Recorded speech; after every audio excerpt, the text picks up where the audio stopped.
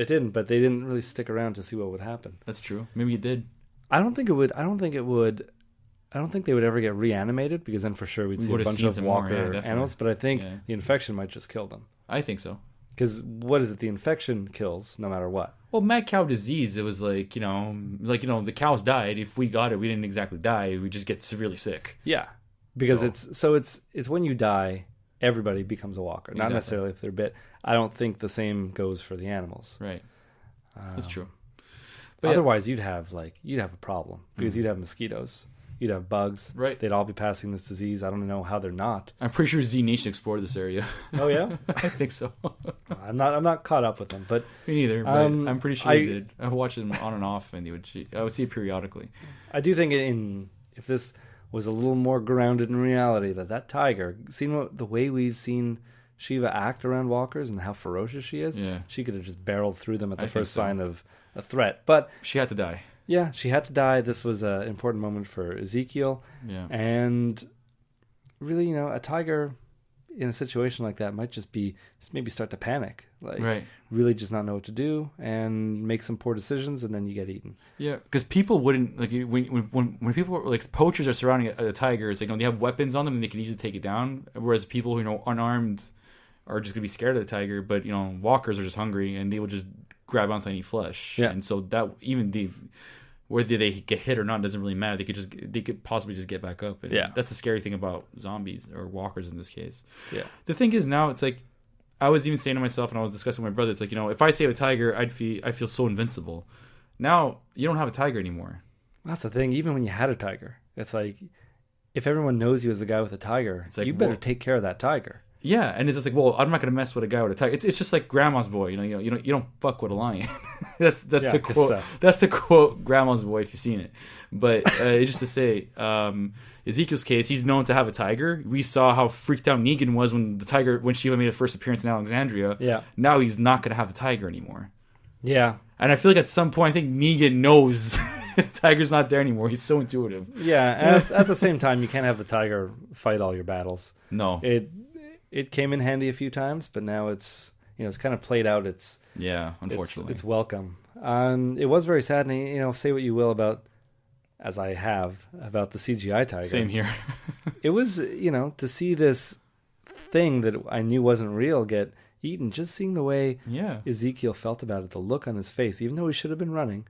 Right. And this was his window of opportunity to escape the walkers that he didn't take. Yeah, he didn't want to escape in the first place. He wanted them to go because he was tired of being the king. Yeah, that's why I like that quote. Just I'm not your king, man. I'm out of character now. Forget it. I'm not your king, man. Just get away. Yes, you are. We need you.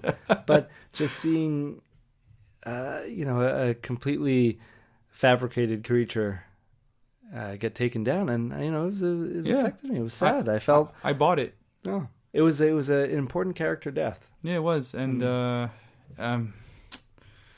say what you might with it being CGI, like you said, I think overall the episode is that good. So if it was an overall not so rewarding episode, it doesn't have the proper tension. Remember, I spoke about in the past times where things could have been tense. They didn't capitalize on it so many times last season, and this episode had it all. And if it was a lackluster in the way I've described episodes in the past and Shiva dying, well, then I wouldn't have looked at Shiva's death as being so effective. Yeah. Now this was effective because it was a good episode filled with tension. I felt like I was at the edge of my seat. Yeah.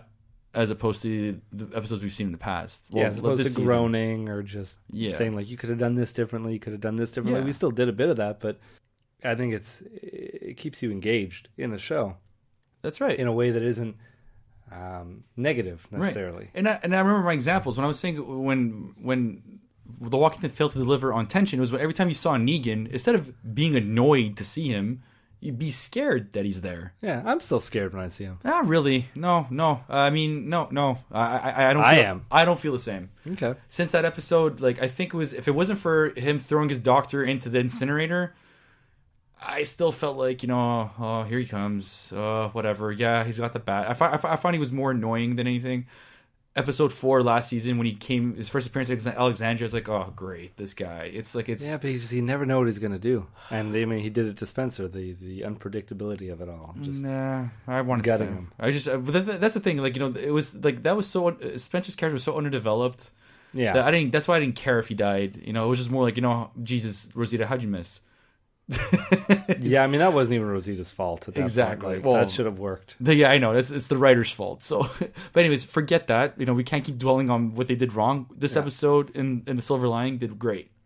Yeah, I mean this episode's not gonna win any awards. It's gonna remember it as the best episode so far for me. Then unless the next episode's even better, then so far this season. Yeah, for me, I'm sure you agree. Yeah, definitely. All right, and so that's not it just yet. Because we have Ezekiel going back to the kingdom. This is kind of a march of shame. Right. How do you feel about, like, imagine people are just waiting for their husbands, waiting for their, them waiting for their fathers. Actually, maybe even some wives, who knows, some sisters. Because everybody's waiting for all their loved ones. Yeah, the loved ones. It's a good way to put it for all of them. I just want to incorporate like everything, like in terms to make it, make it more tangible, make it more, in that regard, make it more intimate. Because we also saw a large amount of women participating in this war. Yeah. And the thing is that, like, the ones that come back are okay. The king, he had to come back because that's the icon. That's the king has to come back. But only Carol and Jerry make it, and they're like, well, what the hell? Are people going to accept the fact that, like, they're there to protect the king if things go bad, or did he retreat, leave them there? We're not going to know yet. We don't know how he's going to deal with the situation. But, like, doesn't that go through your head when you're expecting your loved ones to come back and you just see 3 people?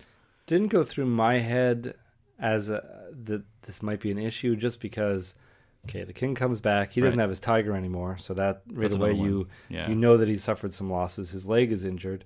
He has Jerry there. Jerry can kind of back up his story. Absolutely. And Carol deserves to be alive because they know that she's a much more competent warrior than any of them. But would you I'm sure it happens to some people who are in denial when their loved ones die, of course they blame him in some way. But the people there'll be people hitting his chest saying it should have been you or something. A lot of people will lose faith. I think so, I'm sure. But like he has to battle that. Is gonna be back in character the next day. The next morning he wakes up because he just taps his young understudy in the shoulder. I forgot his name, unfortunately. Was it Henry? I'm not sure what his name is. Can't remember either, but... and then he shuffles off.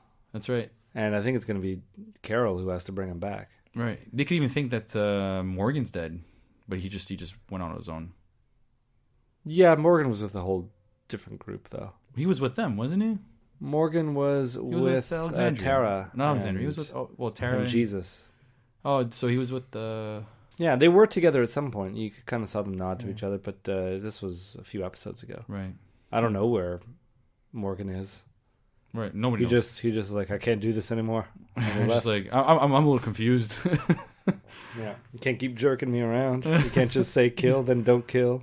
Or clear, and you turn, then you become them. Yeah. He's just going to start carving shapes into trees. And... At least you'll know where he is after. Yeah. So... kind of a bleak ending to this. Things are not going completely their way. You have to when you're at war. Mission accomplished, except he got all of his people killed, and that seemed like a lot of people. It comes at a heavy cost. I mean, D-Day in World War II came at a heavy cost. Yeah, everybody says it. We've watched Saving Private Ryan.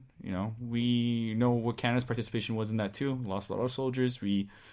It's to say, like, this is what war does. When you're at war, it comes at a cost. Yeah. And that's what they're trying to show here, even in the zombie apocalypse. Yeah, some tigers are going to die, man. Yeah, even the ones that you think that wouldn't exist. It's just, you lose them all. It sucks. So any final thoughts on this episode, David? Just, it was a very rewarding episode. Just, honestly... keep it up. I hope so. I really do. I really do hope so they do. Because we're halfway through now, aren't we? Yeah, we are. Halfway through the mid-season. Well, for mid-season. Yeah, right? yeah. If that's still the way they're running things, if they're doing 16 episodes, which I think they are, right. It should be over in December, early December. Right. And we're going to take a break to think of it. Yeah. And I really enjoyed this episode, too. Maybe it's just because I have such low expectations from the last couple episodes. Yeah. But this one was a nice little departure, especially that it wasn't really with characters I care about that much. Yeah, imagine that. It wasn't like it did involve Rick and Daryl, which was rewarding when they showed up. It did, yeah. But for the most part, it being a very Ezekiel-heavy episode, I care about his character a lot more now, and I'm actually curious to see his development as the days go by. I'm very concerned for him, actually, for how he's going to react for the rest of his kingdom. Yeah, I mean, he better do something. He's some guy, and he's not some guy with a tiger anymore. Yeah. So I think that's going to do it for this episode, David. I'm good. If anybody out there has any thoughts or comments, wants to reach us, send us an email at thecastingdead@gmail.com. Once again, thank you to Daryl Banner for our intro music. Thank you, Mr. Banner. Yet I smile again. Yeah, you're making David smile. I don't know if it's a good thing. Only you could see it right now. Yeah. And I apologize. I'm still under the weather, so I've tried to cut out as many coughs as I could, but I'm not going to get them all. So I think you should get some rest after this. Sneak in there, yeah. Hopefully, I make it for another episode of The Casting Dead. You will. So until next time, I'm Matt. And I'm David. Bye. Yet I smile.